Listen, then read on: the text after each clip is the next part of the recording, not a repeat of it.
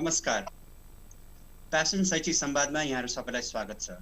म निरुज महर्जन। ललितपुर प्यासनले शिक्षा क्षेत्रमा अग्रणी रहेका केही विशिष्ट व्यक्तिहरूलाई बोलाई वर्तमान अवस्थामा शैक्षिक जगतका विभिन्न गतिविधिहरूमाथि छलफल गर्ने उद्देश्यले यो कार्यक्रम सञ्चालन गरेको छ। आजका हाम्रो यस कार्यक्रममा प्रमुख अतिथि रहनु भएको छ माननीय उमेश श्रेष्ठज्यू, प्रतिनिधि सभा सदस्य। माननीय उमेश श्रेष्ठज्यूको परिचय भन्नु पर्दाखेरि उहाँलाई लिटिल एन्जल्स स्कुलको संस्थापकमा मात्र सीमित नरहेर समग्र शैक्षिक जगतकै एक प्रखर अभियन्ता र अनुभवी शिक्षाविदसम्म पुग्दछ। लगभग 4 दशकभन्दा बढी यस शैक्षिक क्षेत्रमा सक्रियताले उहाँले निजी क्षेत्रलाई शिक्षाको भूमिकामा अभिभावकीय प्रदान गर्नुभएको छ। प्यासन, हिसान जस्ता छात्र संगठनहरूको सुरुवाती क्रममादेखि नै नेतृत्वदायी भूमिका रहेर उहाँले शिक्षा समितिमा हाल काम गरिरहनु भएको छ। उहाँले आफ्नो जीवनका धेरैजसो समयहरू नै निजी शैक्षिक जगतको विकास र सम्वर्धनमा समय बिताउनु भएको छ। आज हामी उहाँसँग वर्तमान यो कोरोनाको अवस्थामा केही कुराहरू गर्नेछौँ। म सरलाई स्वागत गर्न चाहन्छु। माननीय उमेश श्रेष्ठज्यू, सरलाई स्वागत छ कार्यक्रममा। धन्यवाद साथीहरूलाई। शैक्षिक संवादका सम्पूर्ण साथीहरूलाई म अभिवादन गर्न चाहन्छु। तपाईँहरूले राम्रो सुरुवात गर्नु भएको रहेछ। मलाई बोलाउनु भयो। प्यासन ललितपुरका साथीहरूलाई धन्यवाद दिन चाहन्छु। कार्यक्रम सुरु गरौँ सर। सरको आजकल दिनहरू कसरी बितिरहेको छ सर? हेर्नुहोस्, अब सबभन्दा ठुलो कुरो यो शताब्दीकै सबैभन्दा ठुलो पेन्डेमिक महामारीको रूपमा चाहिँ यो कोरोना भाइरस आएको छ। हेर्नुहोस्, यो 70-80 दिन 70 दिन जति पुग्न लागिसक्यो होइन।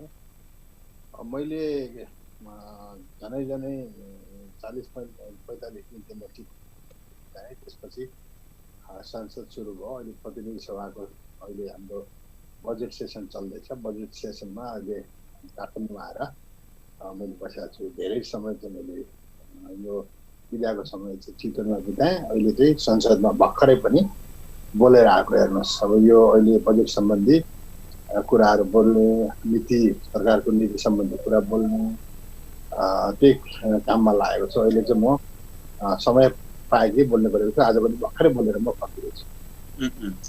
सरले कुनै बेला भन्नुहुन्थ्यो म शिक्षाको लागि राजनीतिमा सक्रिय भएको हुँ भनेर। अहिले सर प्रतिनिधि सभा सदस्य पनि रहनु भएको छ। म शिक्षाको लागि राजनीतिमा सक्रिय भएको छु भन्नुको अर्थ अलिक प्रष्टै दिनुहुन्छ कि सर? सबभन्दा ठुलो कुरो के रहेछ भने आज पनि भर्खरै मैले त्यहाँ कुरा गरेर आएको छु। नेपाल यस्तो चाहिँ प्रकृति साधन स्रोत यति राम्रो, अब न एयर कन्डिसन भएको मुलुक, हरियाली, माउन्ट एभरेस्ट भएको देश, बायोडाइभर्सिफाई क्लाइमेट है। अनि तर नेपाल समृद्धि प्रगतिले सबभन्दा ठुलो कुरो चाहिँ के रहेछ भने चाहिँ राजनीति चाहिँ ठिक नभइकन यो विकास भनेको हुँदैन रहेछ। सबभन्दा कुरो चाहिँ राजनीति ठिक भएर नीति आउनु पर्दो रहेछ। हेर्नुहोस्, आज पनि मैले संवाद गरेर आएँ त्यहाँ। हेर्नुहोस्, हामीभन्दा धेरै सानो मुलुक छ, तर एउटा दुईवटा चिजमा फोकस गरेर संसारको सबैभन्दा धनी देश भएको छ। एकदमै चाहिँ त्यहाँ चाहिँ राम्रो छ हेर्नुहोस् भनेर मैले भने। जस्तो कि डेनमार्कको उदाहरण दिएँ। अब हाम्रो मुलुकमा शिक्षा र स्वास्थ्यको यति ठुलो हब हुने, यति ठुलो चाहिँ इकोनोमिक एक्टिभिटिज हुने, त्यो पनि हामीले गर्न पाएनौँ। अर्को कुरो, कुनै इन्डस्ट्रीहरू यहाँ खुल्दैन। मेरो काम चाहिँ के छ भने म झनै 30 वर्ष 32 वर्ष चाहिँ मैले प्रिन्सिपलको काम गरेँ, प्यासन हिसानमा काम गरेँ। र मलाई लाग्यो कि अब यो नीति परिवर्तन नगरिकन हाम्रो भविष्य पनि छैन। सोचमा परिवर्तन ल्याउनु पर्यो, ऐनमा परिवर्तन ल्याउनु पर्यो भनेर म विगत 7 वर्ष भइसक्यो त्यसमा लडेको छु।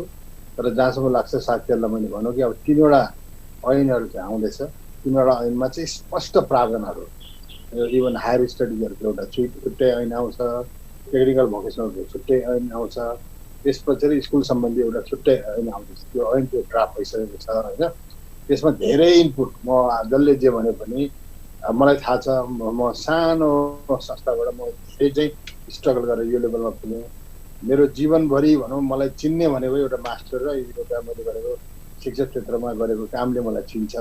त्यही भएर म चाहिँ हाउसमा गएर, पार्लियामेन्टमा गएर, प्रतिनिधि सभामा गएर शिक्षा, स्वास्थ्य, खेलकुद चाहिँ समितिमा गएर चाहिँ केही ऐन नियम कानुन परिवर्तन होस् छैन मलाई ठुलो अर्को एम्बिसन केही छैन पार्टी पोलिटिक्समा होइन तैपनि के भन्छ भने यो शिक्षा र स्वास्थ्य हो क्या मेरुदण्ड यही राम्रो हुन सक्दैन हेर्नु त्यही भएर हामी गरिबमा गरिब भएको छौँ सबभन्दा शिक्षा नीति राम्रो नभएर समस्या भएको त्यही विषयमा चाहिँ मैले अहिले चाहिँ काम गरिरहेको छु छात्रछात्रीहरूलाई भन्नुपर्छ हजुर सरले अब शिक्षा र स्वास्थ्य अहम छ भन्नुभयो मलाई लाग्छ पहिले शिक्षा क्षेत्रमा लगभग 17% बजेट विनियोजन गरिन्थ्यो हाल यो भर्खरै बजेट जुन आएको छ यसमा 11.64% विनियोजन भएको छ यो घट्दो बजेट जुन शिक्षामा अहिले आइरहेको छ नि सरले यसलाई कसरी हेर्नु भएको छ सर हेर्नुहोस् भर्खरै भनेर आएको अहिले पनि हाम्रो बजेट भन्नुहुन्छ भने मागेर खाने बजेट छ राजस्व भन्नुहुन्छ किनभने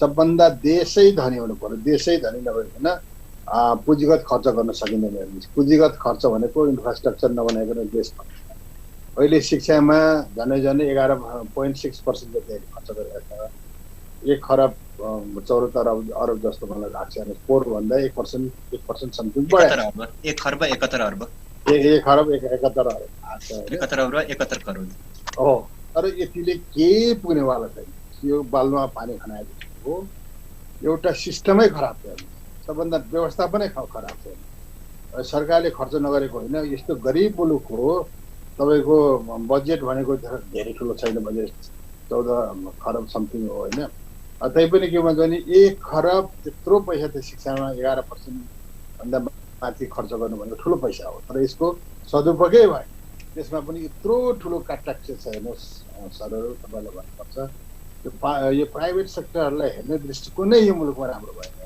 किनभने सरकारले भनेको ठुलो कामै गर्ने हो सरकारले नीति बनाउने हो नीति पहिले त आज के पनि बोलेर आयो भने तपाईँहरूले यस्तो काटाक्ष गर्नुहुन्छ कि तपाईँहरू राष्ट्रियकरण गरेर लिनुहोस् तपाईँहरूले सक्नुहोस् काम गर्नुहोस् होइन भने तपाईँहरूको सोचमा परिवर्तन गर्नु पर्यो नीतिमा परिवर्तन ल्याउनु पर्यो कि अरू मुलुकले हेर्नुहोस् त इभन हामीले चाहिँ यो भुटान हेर्ने हो भने भुटानमा यति धनी भयो कि देश हाइड्रो प्रोजेक्टले गर्दाखेरि उसले सबै फ्री गरेको छ कि त्यस्तो गर्न सक्नु पर्यो सरकार पनि नसक्ने अरूले गरेको गर्ने र आफ्नो चाहिँ संस्था राम्रो नबनाउने मैले बारम्बार भन्ने गरेको छु हिजो पनि एउटा बस कार्यक्रममा मैले भने कि सरकारी संस्था राम्रो भने हाम्रो आवश्यकतै छैन हामी इन्टरप्रेन्यर मान्छे हो यो शिक्षा भन्यो भने अरू ठाउँमा काम गरेर खान सक्छौँ तर हेर्ने दृष्टिकोण र नीति बनाउने दृष्टिकोण चाहिँ अहिले तपाईँहरूले प्राइभेट सेक्टरलाई नहेरिकन अहिलेको अवस्थामा अहिले इम्प्लोइमेन्ट जेनेरेट गर्ने शिक्षामा कम छ भन्नुहोस् शिक्षामा हामी झन् 22% छौँ होइन अरू उद्योग व्यवसाय व्यापारमा त 80% चाहिँ रोजगार दिने व्यापार चलाउने राजस्व तिर्ने भनेको त वास्तविक प्राइभेट सेक्टरै हो तर हाम्रो मुलुकमा के भयो भने यो प्राइभेट सेक्टरलाई हेर्ने दृष्टिकोण चाहिँ असाध्यै नेगेटिभ हेर्नुहोस् जुनैसुकै क्षेत्रमा हेर्नुहोस् अब किनभने त्यहाँ धनीलाई धनी बनाएर त्यसपछि गएर इम्प्लोइमेन्ट जेनेरेट गरेर राम्रो चाहिँ वेजेसहरू दिने हो र हामीले तल्लो लेभलको मान्छेहरूलाई चाहिँ उठाउने हो जति राम्रो चाहिँ उद्योग व्यवसाय व्यापार स्कुल कलेज फस्टाउँछ त्यति नै के हुन्छ भने इकोनोमिक एक्टिभिटी हुन्छ देशलाई सक्षमतातिर जान्छ तर यो दृष्टि नै अहिलेसम्म चाहिँ मैले भने पनि आज हेर्नुहोस् 3 चोटि तपाईँहरूले अहिले बजेट पेस गर्नुभयो छर्ने बजेट तपाईँले यस्तो क्रिएटिभ मान्छेलाई इन्करेज गर्ने ल उद्योग खोल्न आउने हामी किन आउँदैन भन्नुहोस् त चाइनामा उद्योग खोल्न जान्छ चाइनामा स्कुल खोल्न जान्छ इन्डियामै नै अहिले भन्नुहुन्छ हजारौँवटा चाहिँ के भन्छ भने चाहिँ युनिभर्सिटीहरू भइसके हायर लेभलको इन्स्टिट्युसनहरू छ एउटा एजुकेसनको हब बनाउनु खोजेको छ तर नेपालमा आउँदैन सबभन्दा हाम्रो नीति खराब हो सोच खराब हो प्राइभेट सेक्टरलाई हेर्ने लगानीलाई हेर्ने दृष्टिकोण चाहिँ खराब भएर हामी गरिब पनि भएको छौँ तपाईँ हामीले दुःख पाएको छ अहिले हेर्ने हो भने हामी मोस्ट नेगेटिभ लिस्टमा हेर्नु शिक्षामा तपाईँले यति दुःख गर्नुभएको छ सरकारले यति धेरै पैसा खर्च गर्छ आउटपुट आउँदैन सित्तै पढाउने ठाउँमा लाँदैन तपाईँले चाहिँ खुसी बनाएर कमसेकम प्यारेन्ट्सहरूलाई खुसी बनाएर त्यो पढाउनु भएको छ त्यही पनि यो शोषण गर्यो लुट्यो भन्ने यस्ता कुराहरू गर्छन् मलाई असाध्यै दुःख लाग्छ तर हामीले अबको दिनहरूमा चाहिँ हाम्रा कुराहरू हामीले गरेको सामाजिक उत्तरदायित्वका कुराहरू र हाम्रो कन्ट्रिब्युसन हाम्रो क्वालिटीका कुरो हाम्रो दुःखका कुराहरू हाम्रो व्यथाका कुराहरू चाहिँ अब जानुपर्छ हेर्नु चुप लागेर बसेर हुँदैन मिडिया मार्फत मिडिया पनि अब कतिपय मिडियाहरू नेगेटिभ छन् त्यसलाई अलिकति हाम्रा सबै कुराहरू चाहिँ संश्लेषण गरेर अगाडि जानुपर्छ जस्तो लाग्छ हजुर सरले अहिले भर्खर सामाजिक उत्तरदायित्वको कुरा पनि गर्नुभयो।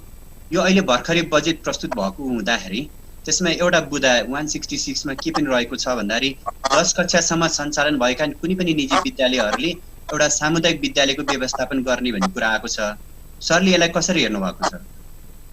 यो बुझाइ फरक हो। हेर्नुहोस्, अब हामीले के गर्नुपर्छ भने यो शैक्षिक संस्था भने सेवामूलक व्यवसाय हो। एउटा हामीले पनि सबैले सक्दैन, मैले भनिसकेँ कि त्यो बुझाइ फरक भएर आयो।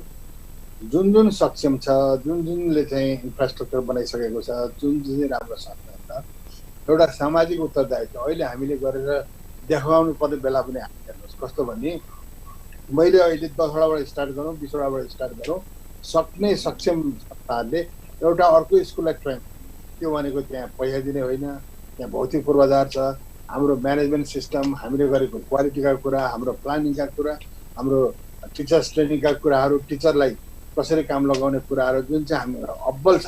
तपाईँ हामी राम्रो भनेको हाम्रो व्यवस्थापन सिस्टम र एउटा लिडरसिप राम्रो भएको कारणले हाम्रो चलाएको संस्था त्यही चिज इम्प्लिमेन्ट गर्छ हो। एउटा स्कुलले अर्को स्कुललाई इम्प्लिमेन्ट गरेर सहयोग गर्न सकेको खण्डमा के राम्रो हुन्छ भन्दाखेरि अरू साथीहरूले बुझ्नु पनि जरुरी छ। अब कतिपय जसले भन्छ यो उमेश श्रेष्ठको आइडिया हो, यसले नै पहिले भने जमानामा मैले एकचोटि भने हो। हेर्नुहोस्, त्यसमा सबैले होइन, सक्ने संस्थाले एउटा दुईटा संस्था लिएर, जस्तै युलेन्सले सक्ला, गरेको पनि छ, रातो बङ्गलाले सक्ला, जेम्सले सक्ला, एलएले सक्ला, ल्याबले सक्ला भनेपछि त्यस्तै स्कुलले एक एकवटा। अहिले मैले भनेको थिएन कि हामीले पनि समाजमा हाम्रो सामाजिक उत्तरदायित्व यो हो भनेर त्यसलाई सहयोग गर्ने, म्यानेजमेन्ट हेल्प गर्ने, पैसै दिने, यो स्कुलै चलाइदिने भनेको होइन। सरकारले सबै तिर्छ, ट्रेन गरेर अगाडि लाने भन्ने सोच राखेर हो। तर फरक किसिमले आयो। त्यो फरक किसिममा पनि धेरै टिका टिप्पणी भएको छ। इभन आज संसदमा पनि हाम्रो सभापतिजीले पनि धेरै विरोध गर्नुभयो। उहाँहरूको सोच चाहिँ अब एउटा स्कुललाई चाहिँ दिने भयो, एउटा स्कुलले एउटा स्कुल खाने भयो भन्ने सोच हो कि हामी नै मर्न लागेको अवस्थामा अरूलाई कसरी बचाउने। अहिले भनेको त हामीलाई नै के चाहिएको छ भने कोरामिन चाहिएको छ। कस्तो भन्दा अब हाम्रो धेरै संस्थाहरू गाह्रो छ, यो बुझाइमा फरक भएको हो। तर के भन्छ भने अब हामीले सक्ने संस्थाहरूले पनि के गर्नु पर्यो भन्दाखेरि एउटा सामाजिक उत्तरदायित्व गरेर पनि देखाउनु पर्यो क्या। त्यसो त्यो भन्दा त्यो लाइटबाट ल्याएको हो। तर सर यसमा छ नि, अहिले सरले यसो भनिरहँदाखेरि प्यासनका लिडरसिपहरूले अहिले भनिरहनु भएको छ कि हामी यो कुरा अहिले मान्दैनौँ, हामी आफैलाई अहिले गाह्रो भइरहेको अवस्था छ, हामीलाई केही राहत प्याकेजको हामीले आशा गरेको ठाउँमा हामीलाई थप यो सामुदायिक विद्यालय हेर्नुपर्ने दायित्व हामी यो बोझ लिन सक्दैनौँ भनेर नेतृत्वले भन्नुभएको छ। यसमा सरको भनाइ के रहेको छ सर? अहिलेको अवस्था ठिक हो, त्यसलाई म समर्थनै गर्छु। अहिले हाम्रो अवस्था 99% संस्थाको अवस्था, अब किनभने ठुलोकै समस्या छ, सानोलाई सानोकै समस्या छ। अब हाम्रो 5 गतेसम्म चाहिँ संस्था लाग्यो। हेर्नुहोस् होइन, चैतको 5 गतेसम्म त्यहाँबाट धेरै स्कुलहरूले पैसा पनि उठाउनु पाएको छैन, किनभने एक्टिभिटिज भएको छैन। हेर्नुहोस्, सरकारी स्कुलमा पो सारा टिचरले स्टाफले तलब पाउँछ भनेपछि हाम्रो संस्थाहरूमा, प्राइभेट संस्थाहरूमा चाहिँ खालि हाम्रो शिक्षण संस्था मात्रै होइन कि देशभरिको उद्योग व्यवसाय व्यापार इभन एयरलाइन्सदेखि सबैले चाहिँ तलब खुवाउन सकेको अवस्था छैन। तर यो अवस्थामा चाहिँ हाम्रै चाहिँ यो अवस्थामा हामीले माग्ने भनेको चाहिँ बुझाइमा फरक। हामीले राहत भनेर पैसैसित सरकारसित माग्नु खोजेको होइन कि अहिले 4-5 महिनाको लागि यो कोरोना भनेको कहिलेसम्म हुन्छ थाहा छैन। हाम्रो अस्तित्व जोगाउनुको लागि हामीले मागेको भनेको चाहिँ के भन्दाखेरि चाहिँ 5 महिना 7 महिनाको हामीलाई चाहिँ चालु पुँजी देऊ, रनिङ क्यापिटल देऊ, टिचरको स्यालेरीको लागि तलब देऊ। यसको अलावा चाहिँ ब्याङ्कको इन्स्टलमेन्टहरूलाई चाहिँ अलिकति देऊ। र हामीले के गरेको थियौँ भने 2 खरब 50 अरब जतिको एउटा स्टिमुलस प्याकेज दिनु पर्यो। त्यसमा चाहिँ एयरलाइन्सलाई भयो, होटेललाई भयो, स्कुललाई भयो, कलेजलाई भयो, त्यो राष्ट्र ब्याङ्क मार्फत चाहिँ हामीले एकदम 2% को इन्ट्रेस्ट वा 5% को इन्ट्रेस्टमा चाहिँ हामीले पैसा दियौँ। हामी सित्तै मागेको पनि होइन, हामी सित्तै चाहिँ राहत भनेर चाहिँ सरकारसित पैसा मागेर हामी चाहिँ हाम्रो टिचरलाई तलब दियो भन्नु होइन। हामी प्राइभेट सेक्टरको मान्छेले त्यसरी गयो भने पाउने। आज त्यो कुरा पनि मैले उठाएको छु। तपाईँले सबभन्दा प्रताडित भनेको चाहिँ शैक्षिक संस्था हो। त्यो शैक्षिक संस्थालाई पनि कमसेकम अरूले पाएछ र हामीलाई ब्याङ्क मार्फत सर्टेन पैसा दिनु पर्यो। त्यो हामी पैसा तिर्छौँ। हाम्रो स्कुल चलायमान भइसकेपछि जुन चाहिँ ब्याङ्कबाट लिएको ऋण हो त्यो ऋणलाई चाहिँ कमसेकम रिस्ट्रक्चरिङ गर्नु, अहिले तुरुन्तै नतिर्ने 2-3 वर्ष चाहिँ रिस्ट्रक्चर गरेर अहिले बाँच्ने आधार चाहिँ बनाइदिनुपर्छ सबै उद्योग व्यवसाय व्यापार स्कुल कलेज सबैलाई भनेर मैले भनिरहेको छु।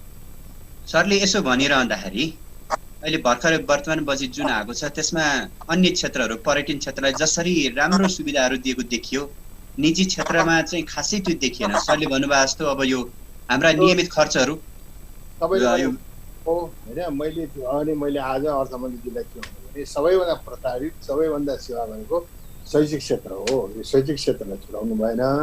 तपाईँले अरू पर्यटन क्षेत्र अरू क्षेत्रलाई राख्नुभयो। यो शिक्षा क्षेत्रमा अझै मैले के सोचेको थिएँ भने अब शिक्षा क्षेत्रमा चाहिँ प्राइभेटलाई पनि तपाईँले समेटेर लगेर 70,000 विद्यार्थी बाहिर जान्थे। प्राइभेट भनेको चाहिँ न टेक्निकल स्कुल खोल्न दिने, न युनिभर्सिटी खोल्न दिने, न चाहिँ सर्ट कोर्सेसहरू खोल्न दिने, न चाहिँ एकाडेमीहरू जस्तो कि हाम्रो कस्तो भने ट्रेनिङहरू खोल्न दिने, केही खोल्न दिँदैन। सबै सरकारले गर्ने भनेको छ। तर हाम्रो शिक्षा मन्त्रीलाई हामीले एकदमै भन्नु जरुरी छ। हेर्नुहोस्, शिक्षा मन्त्रालयबाट यो कुरो चाहिँ भनेन। मैले त कतिचोटि भन्ने हाम्रो प्याप्सन हिसानका सम्पूर्ण साथीहरू गएर अब प्राइभेट सेक्टरले पनि यो सेक्टरमा हात हाल्नुपर्छ। अब युनिभर्सिटी मैले त के भनेको छु भने 20वटा युनिभर्सिटी बनाउनु हाल्छ। डिम्ड युनिभर्सिटी हाम्रो बनाउने तागत छ।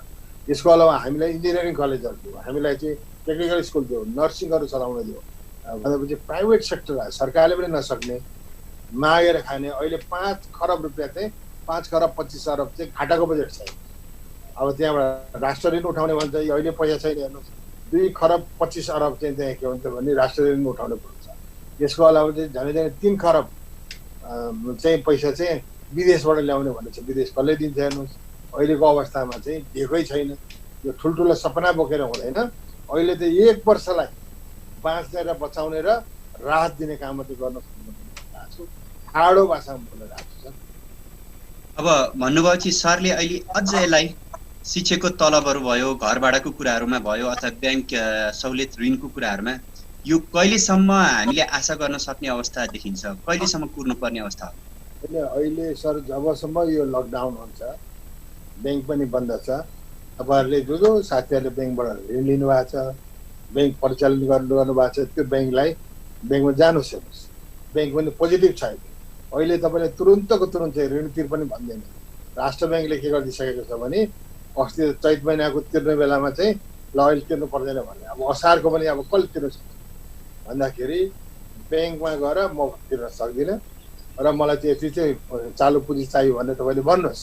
राष्ट्र ब्याङ्कले पनि उठाएर हिँडेको थियो। कतिपय चाहिँ स्कुल गएर तपाईँहरूको कति लस भयो, तपाईँलाई के समस्या छ भनेर भनेको थियो भन्दाखेरि ब्याङ्कसित सम्पर्क माग्नु साथी हो होइन। अहिले कसैले ब्याङ्क परिचालन नभएको हो भने अब कहाँ माग्ने? कुन साथीलाई समस्या छ? अब यो चाहिँ हाम्रो प्याप्सनकै साथीहरू इन्भल्भ भएर गएर हामीलाई स्टिमुलस प्याकेज चाहिँ यति हामीलाई चाहिँ सर्ट टर्मको लोन ब्याङ्कबाट चाहिँ कुनै कोलाटरल नराखिकन अहिलेको यो पेन्डेमिकमा चाहिँ यो महामारीमा बाँच्नको लागि भनेर चाहिन्छ भनेर तपाईँले चाहिँ अहिले चाहिँ सरकारसित माग्ने हो। त्यो हामीले सिधै चिज केही नमागौँ। हेर्नुहोस् हामी कमाएर खाने मान्छे हो होइन। भन्दाखेरि 2% इन्ट्रेस्टमा हामीलाई पैसा दियो भनेर प्याप्सनलाई पनि मैले भनेको छु, हिसानलाई पनि भनेको छु। हिसानको राष्ट्रिय अध्यक्षले होइन यो म जसरी भए पनि यो शिक्षालाई चाहिँ म यो चाहिँ यसमा राख्न लाउँछु, मैले कुरा पनि गरिसकेको छु भन्दै हुनुहुन्थ्यो। मैले आज पनि भनेको छु भन्दाखेरि यो चिज पोजिटिभै होला जस्तो लाग्छ सर मलाई। आशा गरौँ यो छिट्टी हुने। सर अर्को एउटा कुरा पनि अब बजेटमा जुन केही कुराहरूलाई म अलिक छलफल गर्न चाहन्छु। अहिले बजेटमा सरकारले के गरेको छ भन्दाखेरि 13,40,000 विद्यार्थीहरूको लागि, छात्राहरूको लागि भनौँ न त, सामुदायिक विद्यालयमा अध्ययनरत छात्राहरूको लागि सेनिटरी प्याड निःशुल्क वितरण गर्ने भन्ने कुरा राखिएको छ। सरलाई मेरो यति मात्रै जानकारी, बाल बालिकाहरूलाई पनि के शिक्षामा हामी निजी अथवा सामुदायिक भनेर छुट्याउन सक्छौँ र आएर त्यो बायोलोजिकल प्रोसेस त सबै विद्यार्थीहरूमा अथवा भनौँ छात्राहरूमा त हुन्छ, चाहे त्यो निजीमा पढ्ने होस् अथवा सामुदायिकमा रहने हुन्। सामुदायिकमा पढ्ने विद्यार्थीहरूको लागि चाहिँ निःशुल्क सेनिटरी प्याडको व्यवस्था गरेको छ भने निजीमा पढ्ने विद्यार्थीहरूलाई के त्यो बायोलोजिकल प्रोसेस नहुने हो त? यो विभेद मात्र म सरले सोध्नु खोजेँ। शिक्षामा बाल बालिकाहरूलाई यसरी निजी र सहकारी गरेर विभेद गर्न सकिने अवस्था हुन्छ? अहिले एउटा सरकारको नीति बनाउनेको कर्मचारीको सबै सोच के छ भने निजी विद्यालयमा पढ्ने बित्तिकै यो धनीको छोराछोरी हो, यसमा सबै पैसा चाहिँ प्यारेन्ट्सहरूले तिर्नुपर्छ। निजी विद्यालय सञ्चालकहरूले सबै धेरै पैसा लिएको छ, शोषण गरेको छ। यो हामीले सरकारले तिर्ने भनेको जम्मै के भन्छ भने सार्वजनिक र समुदायलाई मात्रै हो भन्छ। अहिले देशभरिको चाहिँ स्कुलको विद्यार्थीहरूलाई अहिले खाजा खान पैसा दिनु, करोडौँ करोडौँ पैसा लागेको छ हेर्नुहोस्, अरबौँ लाग्छ त्यसमा होइन। कति मैले मसित डाटा पनि सकेको छु। सेनिटरी प्याड दियो भन्दाखेरि मैले त के भनेको छु भने साथी हो, जस्तो कि अरू अरू मुलुकमा नि के छ भने टाउको गरेर हामीलाई पैसा दियो भनेर हामीले सङ्घर्ष गर्नु पर्यो। राज्यको दायित्व हो भने अब 8 क्लाससम्म मौलिक अधिकार हो भन्यो भने चाहिँ हामीले के गर्नु, राज्यसित हामी 10% कोटा छुट्याइदिन्छु। तपाईँले हामीलाई, तपाईँको राज्यको दायित्व हो भने कोटा चाहिँ हामीलाई पैसा दिनुहोस्। सानो स्कुलको साथीहरूलाई म के भन्न चाहन्छु भन्दाखेरि यो हामीले भाउचर मागौँ। अरू अरू मुलुकमा इन्डियामा 25% चाहिँ तपाईँले सरकारले पैसा दिन्छ, 25% स्कलरसिप पनि दिनुपर्छ र 25% चाहिँ विद्यार्थीहरूलाई पैसा दिन्छ। स्कलरसिप भनेको त्यही हो भन्दाखेरि हामी कहाँ चाहिँ छिस्दै पनि पढाउनु पर्ने, स्कलरसिप पनि दिनुपर्ने। हेर्नुहोस् हामीले दोहोरो तेह्रो मार्छ। अब हामीले यो विभेदकारी सोच छ हेर्नुहोस्। सबभन्दा दुःखको कुरो चाहिँ के भने प्राइभेटमा पढ्न बित्तिकै सबै चिज चाहिँ केही पनि नदिने, राज्यको दायित्वभित्रै नपार्ने भन्ने यो सोच छ। हामी नीति निर्माता र अरू अरू ठाउँमा तपाईँ प्राइभेटमा होस् टिचरको स्यालेरी पनि दिन्छ हेर्नुहोस् होइन। चाहिँ कतिपय ठाउँमा धेरै, अब कतिपय मुलुकले चाहिँ एउटा ग्रान्ट पनि दिन्छ भन्दाखेरि हाम्रो मुलुकमा चाहिँ हुन त पैसै छैन हेर्नुहोस् होइन। तर यो प्राइभेट सेक्टरलाई हेरेर दृष्टिकोण विभेदकारी नीति छ। यसमा अब अहिलेको प्याप्सनका साथीहरूले नेतृत्वहरूले गएर लबिङ गर्नुपर्छ। खालि मिडियामा बोलेर मात्र भएन कि अर्थमन्त्रीदेखि प्राइम मिनिस्टरदेखि लिएर शिक्षा मन्त्रीलाई देखेर अझै अब शिक्षा स्वास्थ्य समितिमा पनि आएर उहाँहरू चाहिँ लाग्नु पर्यो क्या। हामीले केही पाउनेवाला छैन। मैले यसो हेर्दाखेरि यस्तो तपाईँले विद्यार्थी साथीहरू एकदमै निजीको खिलाफमा छ। अब हाम्रो सोसाइटी निजीको खिलाफमा छ। अब इभन सरकार निजीको खिलाफमा छ भन्दाखेरि एकदम गाह्रो स्थिति छ हेर्नु। तर नसकेर मात्रै हो, सक्यो भने चाहिँ यिनीहरूले के भन्छ भने यसलाई बन्द गराउने, राष्ट्रियकरण गर्ने, यसलाई चाहिँ खत्तम गर्ने भन्ने सोच। र आज मात्रै मैले के भनिएको छु भने तपाईँले हात खुट्टा नमान्नुहोस्। बरु शिक्षा र स्वास्थ्य राज्यले गर्न सक्छ भने हामी अरू कामलाई हामी गर्छौँ। हाम्रो चाहिँ अहिलेसम्म काम गरेको साथीहरूको मूल्याङ्कन गरेर राष्ट्रियकरण गरे पनि हुन्छ। तर तपाईँहरूले यस्तो विभेदकारी कुराहरू चाहिँ नगर्नुहोस् भनेर बोलेको छु। अब म अलिक कडाकडाइ बोलेको छु होइन। त्यसमा चाहिँ हाम्रो नेतृत्व साथीहरू, जिल्लाका साथीहरूले पनि केन्द्रका साथीहरूले पनि भन्नुहोस् हेर्नुहोस् तपाईँ भन्नु जरुरी छ। हजुर, अब सरले भनिहाल्नुभयो शिक्षामा अहिले विभेदकारी देखिन्छ भनेर। सर अब नीति निर्माण गर्ने फलोमै पनि हुनुहुन्छ, स्वास्थ्य शिक्षा समितिमा पनि रहनु भएको छ। सरले प्रयासहरू पनि धेरै गर्नु भएको छ। प्यासनमा प्राय जति पनि बाधाहरू अडचनहरू आउँदाखेरि सरले धेरै नै गाँठो फुकाउनु भएको छ। सरले बारम्बार भनिरहनु भएको यो किसिमको नीतिगत रूपमा हामीले जुन विभेद गरेको छ नि, त्यसलाई कहिलेसम्ममा हामीले बराबर समान बनाउन सक्ने अवस्थाहरू निर्माण गर्न सकिएन? दुईटा कुरा चाहिँ सोच्नु पर्यो क्या। संसारभरि चाहिँ के रहेछ भने यो शिक्षा र स्वास्थ्य भनेको मौलिक अधिकार हाम्रो संविधानभित्र पनि राखेको छ। यो राज्यले नै निःशुल्क पढाउनुपर्छ 12 क्लाससम्म भनेर सोच छ। यहाँ म अहिले डाक्टर बाबुराम पोखरेललाई म सम्झिन्छु। म आफै पनि थिएँ। संविधानमा हामीले एउटा शब्द घुसाएको छौँ, एउटा स्तरीय शिक्षाको लागि संविधानमा के भने निजी क्षेत्रलाई पनि सहभागी गराउनु होइन भने तपाईँको के छ भने तपाईँ हामीलाई सजिलै बाँच्न दिने अवस्था स्थिति छैन। जसरी हुन्छ चाहिँ निजीलाई चाहिँ अब बिस्तारै बिस्तारै गरेर चाहिँ यसलाई चाहिँ बन्द गराउने, सरकारी संस्थाहरूलाई राम्रो गर्ने भन्ने सोच छ। यसमा ठिक छ, कम्पिटिसनमा हामी जान तयार छौँ, स्थानीय सरकार पनि लागेको छ। तर अहिलेकै संरचना, अहिलेकै व्यवस्थापन, अहिलेकै चाहिँ भएको चाहिँ म्यानेजमेन्टले चाहिँ जति पैसा खन्याउ यो हुनेवाला देख्दिन। अहिले पनि उनीहरूले राम्रा राम्रा संस्था भनेको तपाईँलाई थाहा छ कि छैन? म त्यहाँ शिक्षा समितिमा भएर एकदमै शोषण भयो। निजीमा पढाउने 8 क्लाससम्म 9 र 10मा लगेर एकैचोटि 20वटा 30वटा सेक्सन बनाउने। अनि त्यहाँ गएर जम्मै चाहिँ हाम्रो स्कुल चाहिँ उत्कृष्ट भनेर जति पनि उत्कृष्ट स्कुल छ निजीलाई शोषण गरेर त्यहाँ पढाउँथ्यो।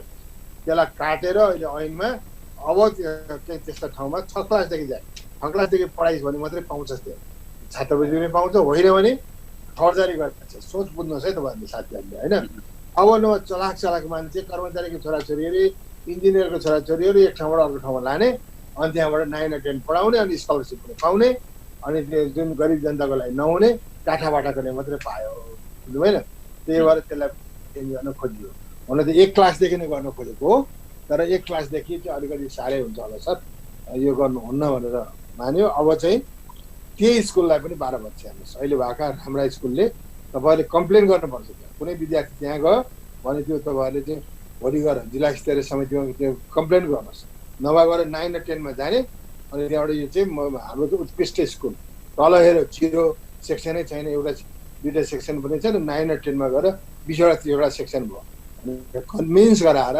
यस्तो चाहिँ शोषण गर्नु दिनुहुन्न यस्तो किसिमको चाहिँ हावा पिटाएर चाहिँ बेस्ट स्कुल हुनुहुन्न तलबाटै जानुपर्छ भनेर चाहिँ भन्न खोजिएको सर होइन अब मेरो तर्फबाट मैले भनिहालेँ नि मेरो केही छैन म बसेर कमसेकम चाहिँ म हुन्जेल चाहिँ एउटा शिक्षा नीति ऐन राम्रो ल्याउन पाएको खण्डमा राम्रो हुन्थ्यो होला हेर्नुहोस् योभन्दा अगाडि तपाईँलाई राष्ट्रिय शिक्षा चाहिँ कस्तो आयो हेर्नुहोस् त तपाईँको टोटल प्राइभेटलाई खतम गर्यो बनाएको होइन राष्ट्रिय शिक्षा समिति बनायो यिनीहरूले त्यो एउटा आयोग बनायो हेर्नुहोस् होइन उच्च शिक्षा नीति बनायो त्यहाँ त प्राइभेटलाई 0 कुनै त्यहाँ चाहिँ प्राइभेटलाई गएर बिस्तारै बिस्तारै राष्ट्रियकरण गर्नुपर्छ चलाउन दिनुहुन्न भन्ने कुरा आयो तर त्यो सम्भव भएन त्यसलाई त्यहाँ लबिङ पनि पुरो त्यो कुरा चाहिँ अहिलेको प्राइम मिनिस्टरले पनि मान्यो प्राइभेट सेक्टर चाहिन्छ सरकारी स्कुल राम्रो गर सरकारी स्कुल राम्रो भने प्राइभेट अटोमेटिकली बिस्तारै चाहिँ बन्द हुन्छ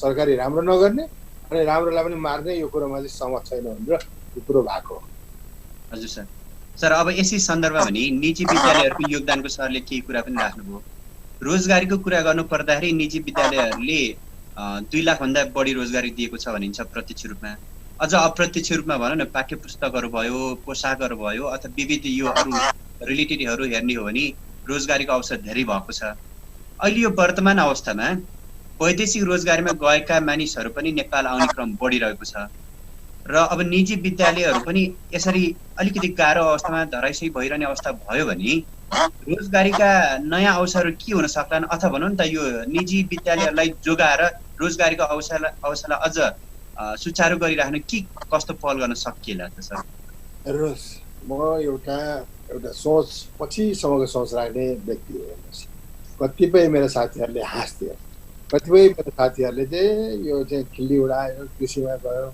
यसले चाहिँ हाइड्रोमा गयो यसले चाहिँ होटेलमा गयो यसले फल्नामा गयो भनेर भन्थ्यो होला होइन मेरो अगुवाईमा मान्ने साथीहरू हेर्नुहोस् काठमाडौँभन्दा बाहिरको साथीहरूले आजभन्दा मैले चाहिँ 30-40 वर्ष अगाडि भन्थेँ इन्फ्रास्ट्रक्चर बनाऊ जग्गा किन घर बनाऊ यसले तिमीलाई पे गर्छ त्यसको क्यापिटल ग्रोथ हुन्छ भनेर मैले कतिपय भन्थेँ हेर्नुहोस् काठमाडौँमा गरेन काठमाडौँभन्दा बाहिर यति चाहिँ मलाई प्रेज गर्छन् सबले जग्गा किन सबले घर बनाए बिघौँ बिघा जग्गा किन उनीहरू चाहिँ अहिले सबै साथीहरू बनाउनु भएको छ डाइभर्सिफाई गर म अहिले पनि भन्दैछु हेर्नुहोस् होइन ग्रुप बनाएर हायर स्टडिजमा जाऊ अहिले पनि तपाईँको अब मेरो चाहिँ सोचबाट के हुन्छ भन्दाखेरि विद्यार्थी घर सार्नुहोस् किनभने अब धेरै मान्छेहरूको यो चाहिँ गल्फमा जाने कतादेखि लगायतदेखि यतापट्टि बाहिर जानेको छोराछोरी हामीलाई पढाउँछ 30% मेरो हाम्रो जस्तो संस्थामा त 30% छ भने मेजोरिटी त्यसमा 50% मान्छेको जब हुँदैन 10 लाख मान्छे आउँछ भन्दाखेरि सबै स्कुलमा चाहिँ मेरो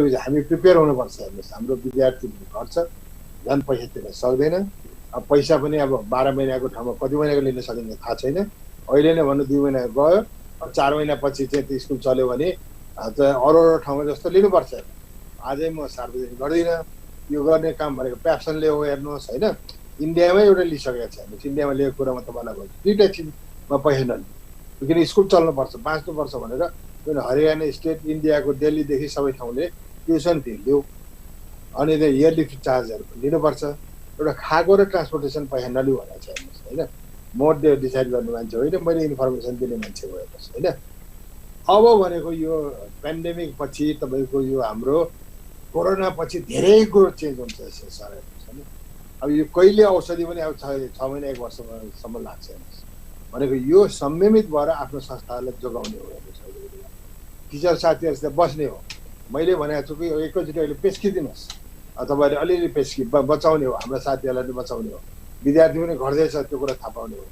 हामीले के गर्नु पर्यो भने अनलाइनबाट भर्चुअल क्लासहरूबाट स्टार्ट गर्ने, हाम्रा विद्यार्थीहरूलाई इन्ट्याक्ट राख्ने हो अहिलेको अवस्था स्थितिमा होइन। अनि अर्को म के भन्छु भने अब यो कुरो स्कुल बचाउने छँदैछ, यसको अलावा तपाईँहरूले गर्ने भनेको अब धेरैवटा चाहिँ अब सङ्कट आउँछ। टुरिज्म सेक्टरमा सङ्कट आयो, पार्टी प्यालेसमा सङ्कट आउँछ, स्कुल भनेको अलिक पछि नै खुल्छ हेर्नुहोस्, त्यसको एयरलाइन्समा सङ्कट छ, होटेलमा सङ्कट छ, सधैँ हुँदैन। यो 1 वर्षलाई सङ्कट छ त्यसको लागि। र हाम्रो मुलुकमा हुने के हो भन्दाखेरि ग्रोइङ पपुलेसनलाई टार्गेट गरेर तपाईँले बिजनेस स्टार्ट गर्नुहोस्। यसको अलावा चाहिँ कृषिमा व्यवसाय गरेर मिलेर खाद्य चिज त खानै पऱ्यो। हेर्नुहोस्, म आफै भन्दैछु, हेर्नुहोस् म ठुल्ठुलो कृषि फार्म, मान्छेले पत्याउँदैन।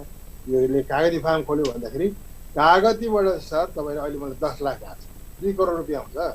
अब त्यो त एउटा गोल्ड माइन भयो, सरकारले पनि पैसा दिन्छ। हेर्नुहोस् अहिले आजको दिनमा मात्रै 45 अरबको चाहिँ हामीले कागती र तपाईँ फलफुल आउँछ।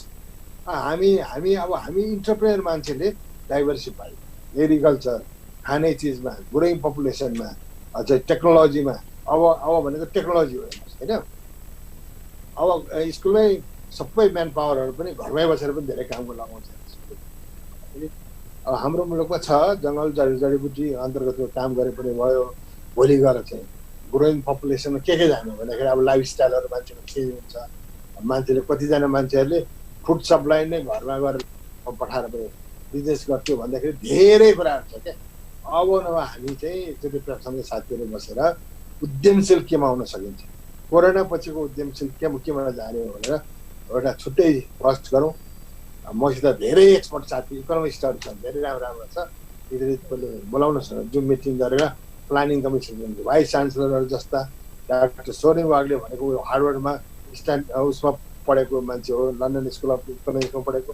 अर्कै हाम्रै विद्यार्थीहरू आइडल मोडलको स्कुलकै एउटा विद्यार्थी चाहिँ नलेज एकाडेमी खोल्नु पर्छ सर भन्दै छ।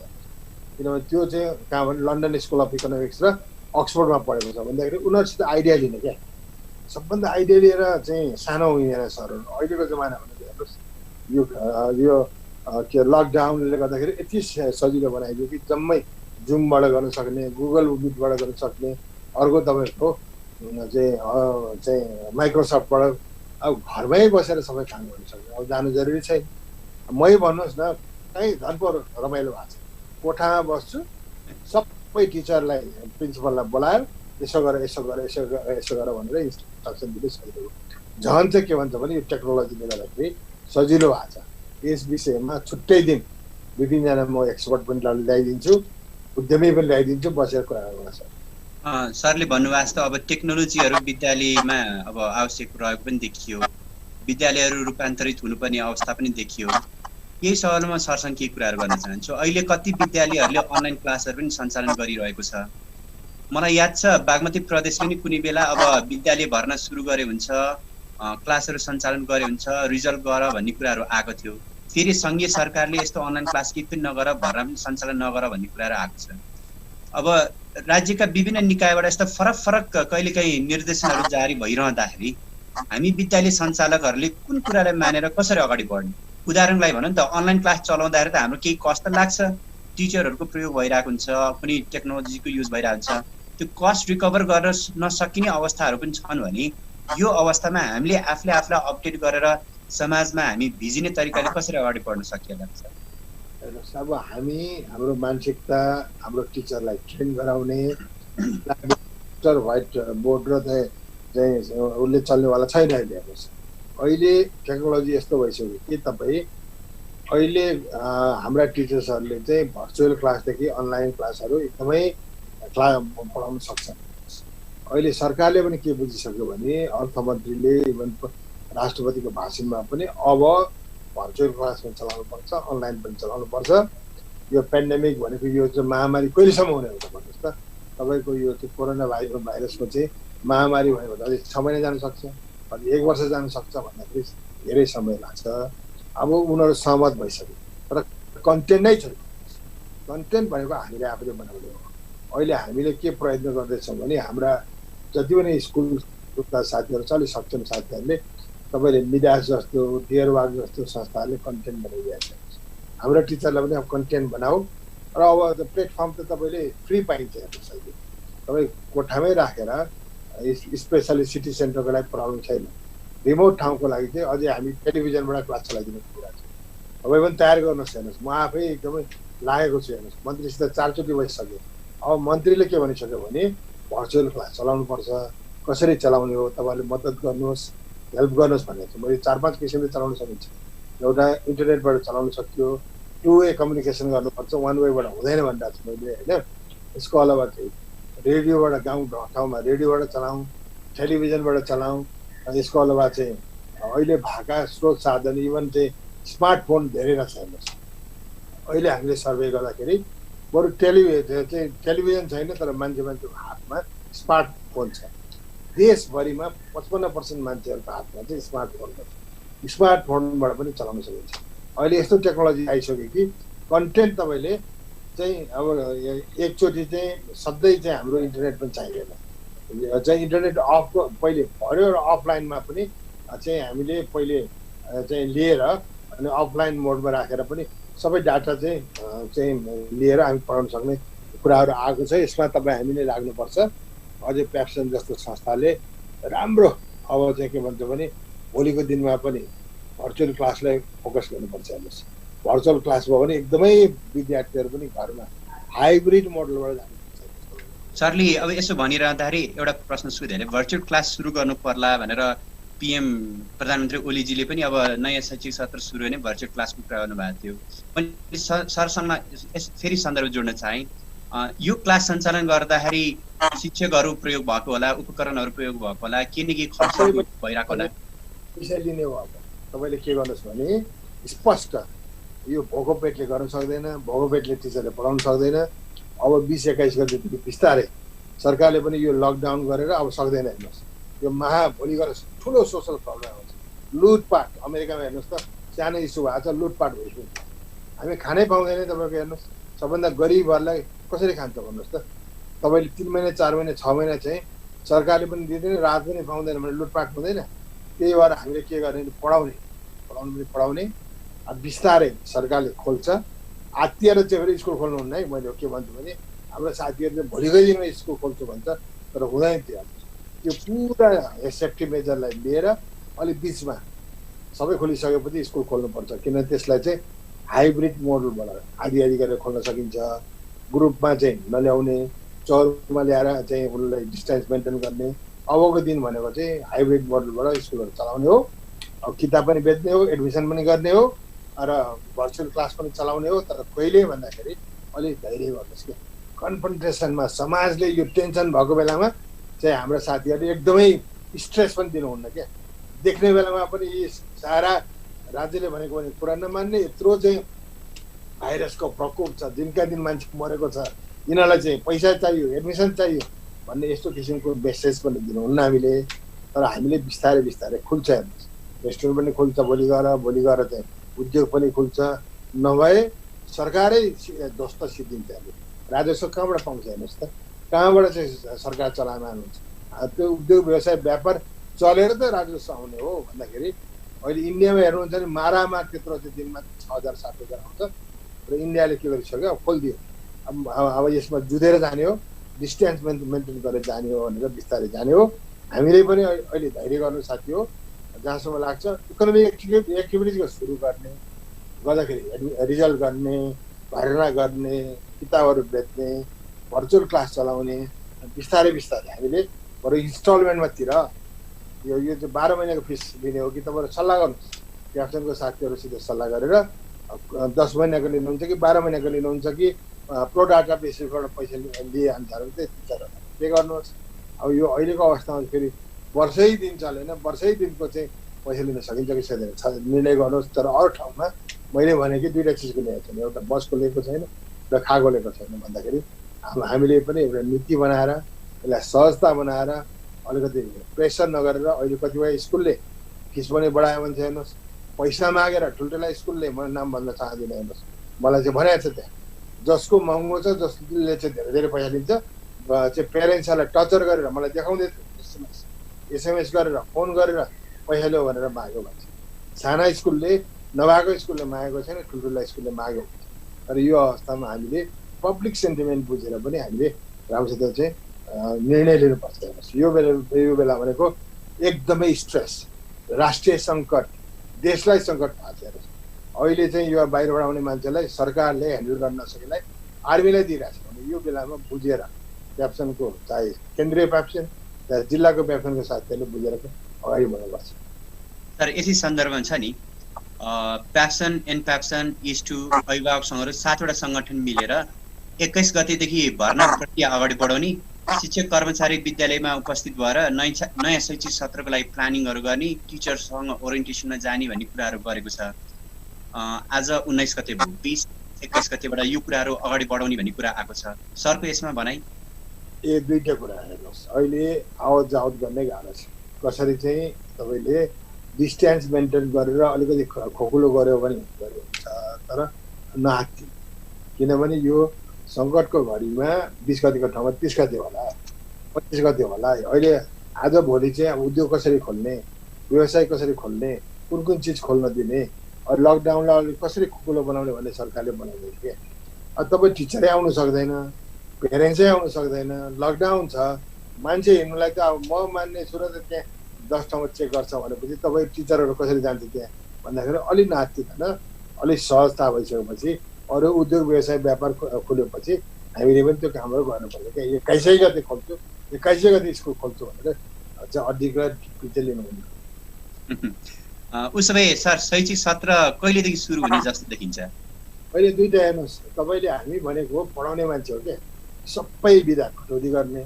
मेरो विचारले त तपाईँ असारमा नै स्कुल लाग्दैन, हेर्नु साउनमा पनि लाग्छ कि लाग्दैन। हाम्रो रेडियो वेट मैले बुझेको छु हेर्नुहोस्, यसको अझै तपाईँको चाहिँ अहिले जेठ भयो, असार र साउनमा म्याक्सिमम 10,000लाई चाहिँ कोरोना लाग्छ भन्दैछ हेर्नुहोस्। जुन रेसियोबाट आउँदैछ, अब विदेशबाट पनि आउँदैछ हेर्नुहोस्, लाखौँ मान्छे आउँछ। इन्डियाबाट लाखौँ मान्छे आएपछि नेपाल भारत के हुन्छ? अनि त्यो चाहिँ एकदम मर्ने बेलामा स्कुल लगाएर 2जना मान्छेलाई कोरोना लाग्यो भने स्कुलमा के गर्नु भन्दाखेरि यसलाई अलिक धैर्य गर्ने, सुरक्षित चाहिँ वातावरण बनाउने, अनि त्यहाँबाट इकोनोमिक एक्टिभिटिज गर्दै जाने, बाँच्ने आधार लिने, ब्याङ्कलाई बढाउने, सरकारसित कुरा गर्ने, यसरी जानुपर्छ सर। सर अब जाँदा जाँदै केही समय मात्रै बाँकी छ। यो परीक्षाको कुराहरू छन् जुन अहिले स्थगित भएको परीक्षाको कुराहरू, प्याप्सनको माग अनुसार चाहिँ विद्यालयले आन्तरिक मूल्याङ्कन गरेर नि यो वर्षको लागि हामीले प्रमोट गर्न सकिने कुरा राखेको छ। यो एसई 11-12 को परीक्षा सम्बन्धी सरको धारणा? अहिले यो कुरो मन्त्रीसित म 4 चोटि भेटिसकेको छु हेर्नुहोस्, मन्त्रीले बोलाएको पनि छ। यसलाई सहजता बनाउँ, सबभन्दा ठुलो कुरो होम सेन्टर दिने। ऐनमा एउटा के छ अरे भने तपाईँको पोजिसन बरु हामी ल्याउला, यो स्थानीय सरकारले जिम्मा दियो, क्लस्टर गरेर 4वटा 5वटा क्लस्टर गरेर ल यहाँ चाहिँ कपीहरूको एक्सचेन्ज गरेर 1 महिनाभित्र चाहिँ तपाईँले कोडिङ गरे पनि हुन्छ, काटेर एउटा लिडर स्कुल बनाइदियो। त्यसरी चाहिँ जाँच चलाउनु पर्छ। तपाईँले सेन्टर बनाएर यसलाई चाहिँ एकदम हङ्गामा गरेर यो कुनै हालतमा हुने अब भएन भने चाहिँ के भन्छ भने अब यो बन्दै हुने भयो, भोलि चाहिँ हामीले जाँचैमा गर्न नसक्ने स्थिति भयो भने अब आन्तरिक मूल्याङ्कन अस्ति हामीले सेन्टर टेस्ट गरेको छ वा सरकारलाई जे बुझाएको छ स्कुललाई यो विषम परिस्थिति हो भनेर तपाईँले चाहिँ आन्तरिक मूल्याङ्कनलाई ट्रस्ट गरेर दिनुपर्छ भन्ने कुरो छ होइन। अब यसमा चाहिँ के कुरो छ भने इन्टरनेसनल मूल्य मान्यता माथि पढाउने ठाउँमा गर्दाखेरि एउटा जाँच चाहिँ गर्नुपर्छ उहाँहरूको अडान छ। तर यसलाई चाहिँ हामीले के हुन्छ भने अब अलिक सहज भयो भने चाहिँ जहाँसम्म लाग्छ सेन्टर राखेर सेन्टर बनाएर विद्यार्थीहरूलाई चाहिँ एकदमै अप्ठ्यारो बनाएर जाँच हुँदैन। यसमा चाहिँ क्लस्टर गरेर आफैले लिने हो, होम सेन्टर गरेर जस्तो लाग्छ। त्यसमा हामी सर केही प्रश्नहरू आएको छ, सरलाई म त्यो केही प्रश्न राख्न चाहन्छु। यो एउटा प्रश्न यस्तो पनि आएको छ कि अन्तर्राष्ट्रिय रूपमा शैक्षिक सत्र सुरु भनेको जुन जुलाईतिर हुने कुराहरू रहेछ। नेपालमा पनि के हाम्रो जुन अब अप्रिल मार्चको कुरालाई पछाडि सारेर जुलाईतिर सार्न सक्ने अवस्थाहरू सम्भावना हुन्छ र?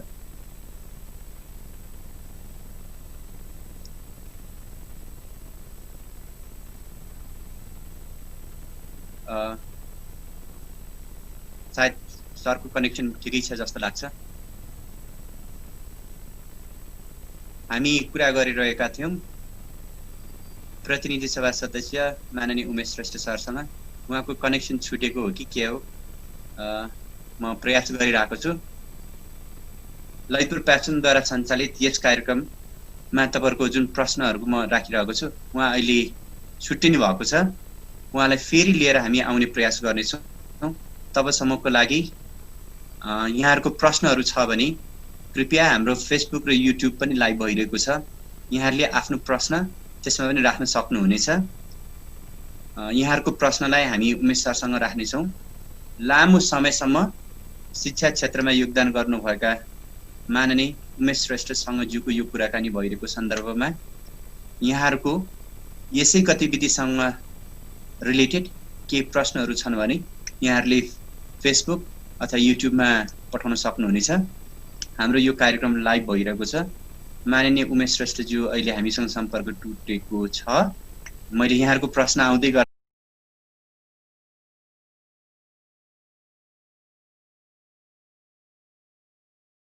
अहिलेको लागि एकैछिन ब्रेक गर्नेछौँ।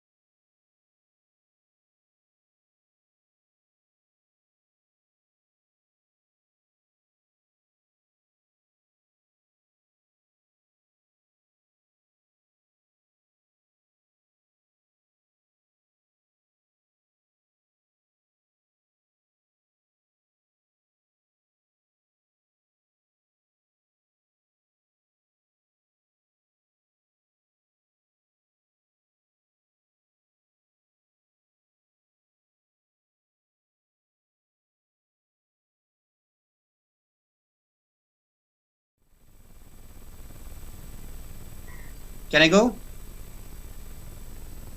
Okay. स्वागत छ साथीहरूलाई पुनः।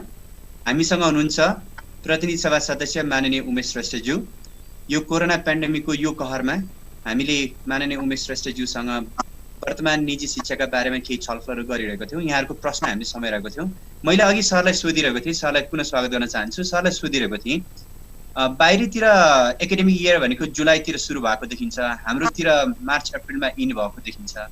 कि यो अलिकति भनौँ त असार साउनतिरै आर्थिक वर्ष सँगसँगै यो हाम्रो शैक्षिक सत्रलाई सुरु गर्न सकिने केही अवस्थाहरू हुन सक्ला सर? हेर्नुहोस्, अब यो पनि पहिले हाम्रो चेन्ज गरेको हो। पहिले हाम्रो चाहिँ फागुनमा थियो होला, पुष माघपछि फागुनमा हुन्थ्यो। यसलाई वैशाखबाट इन्टरनेसनल ट्रेन्ड हुन्छ, ठ्याक्क रिजल्ट गरेर गर्ने भन्ने सोचेको हो। यो साथीहरूलाई अब हाम्रो सेसन सिद्धिन्छ भन्ने कुरो हामी ओरिडै हुनु पर्दैन। 220 दिनमा पनि हामी 150 दिनमा पनि सेसन सक्नुपर्छ। त्यसलाई हामीले क्रास प्रोग्राम चलाउने हो। जहाँसम्म लाग्छ 3 महिना 4 महिना स्कुल नचले पनि हामीले विधा कटौती गरेर अब दुईटा भने हाइब्रिड मोडलबाट क्लास चलाएर चाहिँ भर्चुअल क्लास प्लस चाहिँ हामीले क्लासमा चाहिँ लगेर विद्यार्थी पढायो भने सेसन चाहिँ खत्तम हुँदैन। तर जहाँसम्म लाग्छ यो पनि अब इन्टरनेसनल प्र्याक्टिस अनुसार मिलाएकै हो। जस्तो कि वैशाखबाट चाहिँ सुरु गर्ने भनेर पहिले फागुनलाई चाहिँ खेमराज रेग्मी सचिव हुँदाखेरि त्यो बेलामा मिलाएको, त्यहाँ पनि धेरै चाहिँ छलफल गरेर मिलाएको। त्यसमा त अब सरकारसितै संवाद गर्नुपर्छ हेर्नुहोस् होइन। तर यसमा हाम्रो सेसन बित्यो खत्तम भयो भनेर हामीले ओरिनु पर्दैन। बरु सरकारी स्कुललाई गाह्रो होला, हामी चाहिँ मेहनत गर्ने मान्छे, हाम्रो टिचरहरू मेहनती छन्, गर्दाखेरि चाहिँ अब 1-2 महिना 2-4 महिनासम्म चाहिँ केही अक्षर पढ्नु हुँदैन। अब धेरै लामो भने चाहिँ हामीले विचार गर्नुपर्छ। सर अर्को एउटा प्रश्न आएको छ, यो एकदम सरल तरिकाले प्रश्न आएको छ, शिक्षकहरूको तलब कहिलेदेखि कसरी दिन सकिएला? अब स्कुलको अवस्था स्थिति हेरेर दिनै पर्छ। हेर्नुहोस् यो सबैलाई बचाउने बाँच्ने बेला हो हेर्नुहोस् होइन। मैले भने कि शिक्षकको तलबहरूलाई अहिले पेस्की दिनुहोस् त भयो, जस पैसा उठाउन सक्नु भएको छैन भने क्षमता अनुसार पेस्की दिनुहोस्। अब कसैले सक्यो भने त भयो राम्रै भयो होइन। अथवा जहाँसम्म लाग्छ 100% स्कुलले चैतको रुपियाँ 100% लिनु सकेको छैन, पैसाको लिनु सकेको छैन, गेटको लिनु सकेको छैन भन्दाखेरि अलिक पेस्की दिने हो। पेस्की दिँदाखेरि 25-30%देखि खाइपाएको तलबमा 50% कति दिन सक्नुहुन्छ स्कुलको अवस्था स्थिति हेरेर केन्द्रीय प्याप्सनले पनि निर्णय दिइसकेको छ। मैले पनि सल्लाह दिएको थिएँ। अहिले साथीहरू पेस्की लिइराख्नुहोस्। अब प्रो डाटा बेसिसबाट हामी तपाईँहरूलाई अब 12 महिनाको तलब खान पायो भने 12 महिना दिन्छौँ, भोलि 10 महिना लिनु पऱ्यो भने 10 महिनाको दिन्छौँ, 6 महिना लिनु पऱ्यो 6 महिना दिन्छौँ। स्कुलै चलेन ल 1 वर्ष 2 वर्ष खत्तम भयो भने तपाईँहरू बेतले बिदा गर्नुहोस्, स्कुल चाहिँ अहिले क्लोज डाउन छ भनेर भन्नु। अनि यो चैत्रको फीको कुराहरू पनि आएको छ, कति साथीहरूको प्रश्न यहाँ आइरहेको पनि छ। फी अब हामी जस्तै यो फीको कुरा हामी 12 महिना लिन्छौँ, जस्तै ब्याङ्क ब्याजको कुरा छ नि, ब्याङ्कको किस्ताहरू पछि अलि ढिला तिर्न सकिन्छ, किस्ता तिर्नै पर्छ भने जस्तै हामीले पनि 12 महिनाकै पैसा उठाउन पाउँछौँ अथवा के हुन्छ भन्ने कुरा छ। पार्टी निर्णय गर्नुपर्छ। अब हामीले इयरली चार्ज बस फी भनौँ, खाएको पैसा भनौँ, अब अरू लिन्छौँ। ट्युसन फी 1 महिनाको यो बेलामा हामीले फी फ्री गर्न सकिन्छ भने फ्री गर्ने, हामीले सोधेर गरेको पनि होइन। हाम्रो प्याप्सनको साथीसित निर्णय आबद्ध भएर निर्णय गरेको पनि होइन। सरकारले एकमुष्टको यो बेलामा उल्टो दिनुपर्ने ठाउँमा आएको छ, यो सम्भव छैन। तर हामीले के गरौँ भने अब यो चाहिँ अब अहिलेको अवस्था स्थितिमा भनौँ न, खाएकै पैसा टाकटकै पैसा लिने कुनै छुट दिएर सक्ने संस्थाहरूले दिनुहोस्, नसक्नेले सक्दैन भन्नुहोस्। यसमा कुनै हार्ड एन्ड फास्ट चाहिँ दिनै पर्छ, खतमै बनाउँछ। अब नसक्नेले तपाईँको ब्यालेन्स सिट देख्नुहोस्, घाटामा छ भने कहाँ जाने।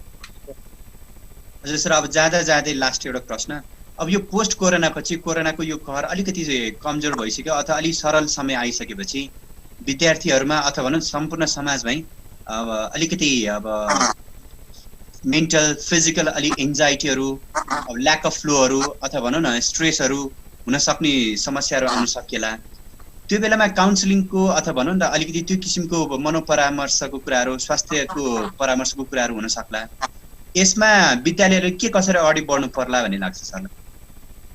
अहिले यो एकदमै सबैलाई स्ट्रेस छ। हेर्नुहोस् कोठाभित्र तपाईँ चाहिँ 60-70 दिन गुम्सिएर कसरी राख्ने, कतिजना मान्छेहरू मरिसक्यो हेर्नुहोस् होइन। तपाईँले विद्यार्थीलाई ठुलो मान्छेलाई भनौँ त काउन्सिलिङ गर्न एकदमै जरुरी छ।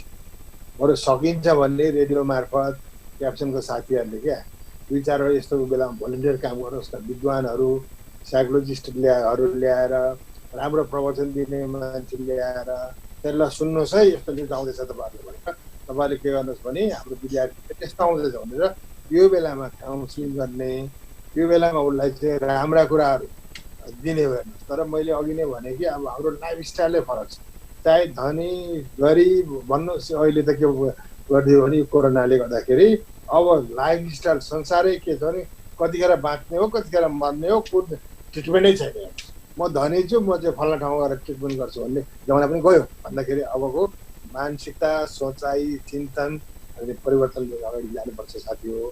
तर तपाईँले भन्नुभएको सबै नै टेन्सन चाहिँ एउटा कोठामा राखेर कहिलेसम्म चाहिँ हामीले चुने राख्न सकिन्छ विद्यार्थीहरूलाई, प्यारेन्ट्सहरूलाई, समाजका मान्छेहरूलाई। हेर्नुहोस् अब त कतिपय ठाउँमा मर्छु भनेर विस्फोटन इन्डियातिर हेर्नुभयो भने तपाईँ देख्नुहुन्छ अब के मतलबै छैन भन्दाखेरि कोरोनालाई जितेर जाने हो। र र म के आग्रह गर्न चाहन्छु भने तपाईँले सक्नुभयो भने राम्रो काउन्सिलर ल्याएर तपाईँहरू प्याप्सन सौजन्य प्याप्सन भन्नुहोस् अनि यहाँको एफएमलाई लिएर बरु एक दुईवटा एफएमलाई म भनिदिन सक्छु फ्री अफ कस्ट। टेलिभिजनमा त अलिक पैसा लाग्ला हेर्नुहोस् तैपनि अहिले त चाहिँ क्यामेरा स्यामेरा पनि चाहिँदैन, कमसेकम चाहिँ कम्प्युटरबाट सबै चिज गर्न सकिन्छ। गऱ्यो भने यस्तो सामाजिक काममा तपाईँहरू लाग्नुभयो भने अझै उत्तम र अझै राम्रो हुन्छ। यो अहिले चाहिँ हामीले काउन्सिलिङ गर्नैपर्छ, विद्यार्थी प्यारेन्ट सबैलाई। हस् सर, यहाँले समय दिनुभयो त्यसको लागि धेरै धन्यवाद। साथीहरूको केही प्रश्नहरू आएको छ, ती प्रश्नहरू अघि नै हामीले केही कुराहरू पनि गरिसकेको छौँ। एउटा प्रमुख प्रश्न साथीले अझ पनि सोधिरहनु भएको छ, यो अवस्थामा हामी आफै बाँच्न गाह्रो भइरहेको अवस्थामा सामुदायिक विद्यालयको जिम्मा लिने कुरा पनि सोधिरहनु भएको छ। सरले यसको उत्तर अघि नै दिइसक्नु भएको छ। अब जाँदा जाँदै सरले अन्तिममा आफ्नो केही कुराहरू हाम्रो प्याप्सनलाई, विद्यालयलाई। अहिले भनेको सबैभन्दा हेर्नुहोस् युनाइटेड हुने बेला हो, किनभने एकजनाको आवाज कसैले सुन्दैन। अहिले चाहिँ बाँच्ने बेला हो, हामी एग्रेसिभ नहौँ, सरकारसित चाहिँ हामी संवाद गरौँ। प्याप्सन, जिल्ला प्याप्सनले केन्द्रीय प्याप्सनसित संवाद गर्नुहोस्, छलफल गर्नुहोस्। अब हाम्रा पुराना साथीहरू, हामी त हेर्नुहोस् रिटायर मान्छे हो, तैपनि के भन्छ भने प्याप्सन भनेपछि जहाँ जे पुगे पनि एउटा माया, एउटा स्नेह भनेको एउटा तपाईँहरूको अनुहार देखाइकन मलाई खुसी लाग्छ क्या। जहाँ भएर मान्ने भए जे भए पनि म एउटा मास्टर, एउटा टिचर साथीहरूलाई केही चिज भन्न पाएँ, जाने पाएँ भने जहिले पनि तयार छु। भोलिको दिनमा पनि तपाईँले भन्नुहोस् के हेल्प चाहियो। अब घरमै बसेर तपाईँलाई ट्रेनिङ गर्न सक्छौँ हामी। घरमै बसेर तपाईँहरूलाई राम्रो राम्रो मान्छेहरूलाई ल्याएर चाहिँ ल नयाँ भिजन के हो, एजुकेसन कसरी जानु पर्यो, डाइमेन्सन के हो, त्यो सिकाउन सकिन्छ। अलिक चाहिँ तपाईँलाई खुसी लाग्यो मलाई युट्युबमा कमसेकम लाइभ अलिक कतिजना साथीहरूले, स्कुल सञ्चालक साथीहरूले हेर्नु भएको छ। शैक्षिक संवाद भन्ने कार्यक्रम राख्नुभयो, अझै टेक्नोलोजीलाई युज गरेर तपाईँले कार्यक्रम गर्नुहोस्। मेरो फुल सपोर्ट हुनेछ। तपाईँहरूलाई म यति भन्छु। ल तपाईँहरूले मलाई बोलाउनु हो र मैले बोल्ने ठाउँमा बोलेकै छु। तर भोलिको परेको बेलामा मैले यो शैक्षिक संस्थालाई, प्याप्सनलाई जे सहयोग गर्नुपर्छ म हृदयदेखि नै सहयोग गर्ने वचनबद्धता जाहेर गर्छु। धन्यवाद सर, कार्यक्रममा आफ्नो अमूल्य समय दिइदिनु भयो। सम्पूर्ण साथीहरूलाई नमस्कार। हाम्रो कार्यक्रम शैक्षिक संवाद आजको लागि यति नै। धन्यवाद, नमस्कार।